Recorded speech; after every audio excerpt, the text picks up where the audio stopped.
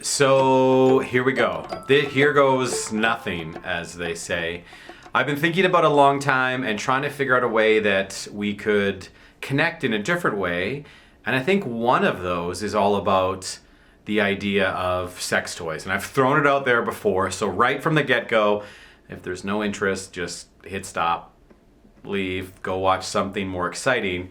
For everyone else that's going to stick around, I hope you stay for a long time. I hope we can laugh and share stories or tips or the best reviews you've ever read or any kind of personal story, because I think the pandemic has really isolated a lot of people in general, and then in turn that kind of robs you of lots of the pleasure in life. And I think I'm someone that believes we're happy to talk about pleasure, about everything, about like the best meal you had. And I had this hamburger and it was like farm raised organic beef and it was this, or like I went to Thailand or I went to India and I was on this big shaman trip in Peru and I had ayahuasca, or whatever crazy thing you adventure in life, all the way down to running a marathon or going to a fitness class or having a promotion at work or reading a good book or listening to music. I've asked lots of people, what they're listening to right now, or if I can have some recommendations for Netflix.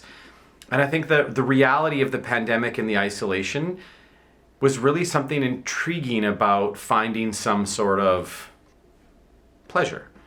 Now, yeah, that's kind of a weird word. It's a weird thing to think about and or be open about. And I think for me, it was more about, are we really open as we think? Are we open to change? Are we open to experience? Are we open to finding new things? So if we're open to trying foods or reading a book or a new movie, how come we're not as open often as, as that when it comes to something around pleasure? And there's obviously lots of reasons and cultural reasons and backgrounds and the way you grew up or things like that. But I hope in some small aspect we can start a conversation in a way.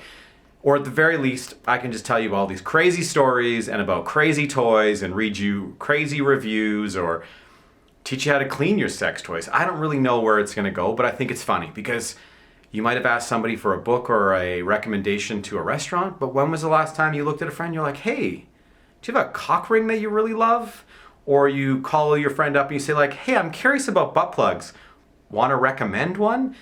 And I think that that's a really cool part about it. So maybe we can have a conversation that's open and safe and caring, and we can have a big laugh, and we can talk about toys that are shaped like octopuses or whatever else comes up in the world. But at the end of the day, I think this is going to be a fun place to just stop for a moment. Hence, Station Pleasure.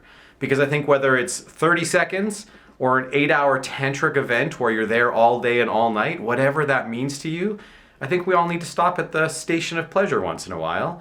And I hope you do too, or at least you'll have a laugh along the way. And yeah, we'll see what we come up with. So that's what's going to come in 2021. And I hope you'll stay around and watch. And who knows?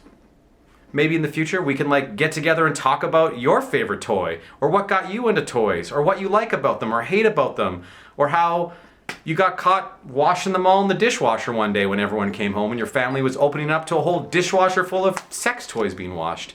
I don't really know, but until then, here we go.